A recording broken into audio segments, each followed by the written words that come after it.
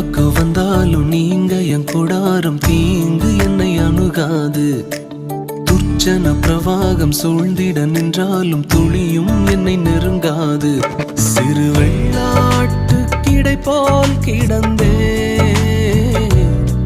உம் நிழலில் என் தஞ்சம் கொண்டே.